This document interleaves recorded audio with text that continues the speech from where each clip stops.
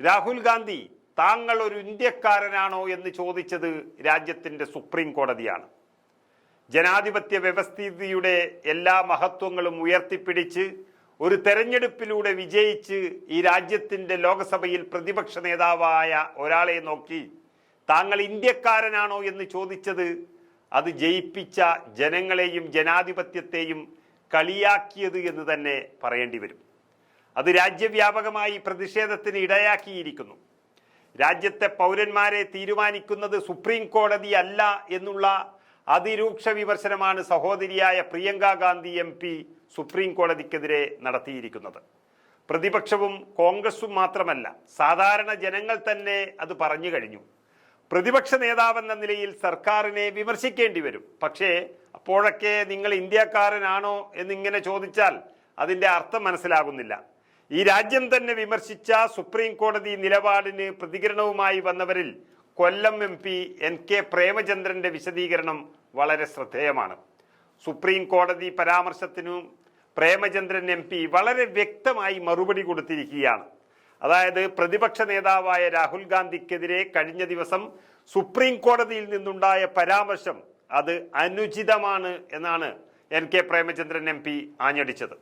രാജ്യത്തെ പ്രതിപക്ഷ നേതാവിനെതിരെ സുപ്രീം കോടതിയുടെ ഭാഗത്തു നിന്നും ഇത്തരത്തിൽ ഒരു പരാമർശം ഉണ്ടാകുന്നത് ജനാധിപത്യത്തിന്റെ അന്തസത്തയ്ക്ക് വിരുദ്ധമാണെന്നും പാർലമെന്റിൽ പ്രതിപക്ഷ നേതാവിന് ഭരണഘടന നൽകുന്ന അധികാരവും അവകാശവും പ്രതിപക്ഷ നേതാവിന് ജനങ്ങളോടുള്ള ഉത്തരവാദിത്വവും സുപ്രീം കോടതി കണക്കിലെടുക്കണമെന്നും NK പ്രേമചന്ദ്രൻ MP തുറന്നടിച്ചു. പ്രതിപക്ഷ നേതാവ് എന്ന മഹത്തായ പദവി ഒരു ജനാധിപത്യ രാജ്യത്ത് എങ്ങനെയാണെന്നും രാഹുൽ ഗാന്ധിയുടെ ചോര ഈ രാജ്യത്തിന് ജീവൻ നൽകിയവരുടേതാണെന്നും സുപ്രീം കോടതിക്കുള്ള വ്യക്തമായ ക്ലാസ് എടുക്കുകയാണ് NK പ്രേമചന്ദ്രൻ ചെയ്തിരിക്കുന്നത്.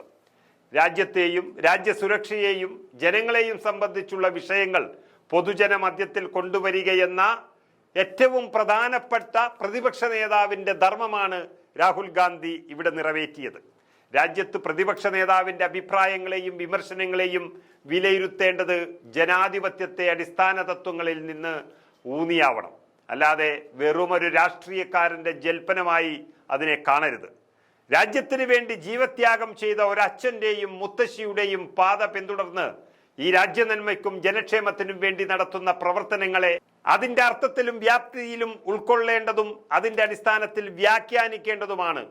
ജനാധിപത്യ വ്യവസ്ഥയിൽ ജനങ്ങൾ അർപ്പിച്ച വിശ്വാസത്തിന്റെ അടിസ്ഥാനത്തിൽ ജനാധിപത്യ പ്രക്രിയയുടെ ഭാഗമായി തിരഞ്ഞെടുക്കപ്പെട്ട പ്രതിപക്ഷ നേതാവിന് സ്വതന്ത്രമായും നിഷ്പക്ഷമായും പ്രവർത്തിക്കുന്നതിനുള്ള അധികാരവും അവകാശവും ഇവിടെ ഭരണഘടന ഉറപ്പുവരുത്തുന്നുണ്ട് എന്നും ഓർമ്മ വേണമെന്നും പ്രേമചന്ദ്രൻ വ്യക്തമാക്കുകയാണ്.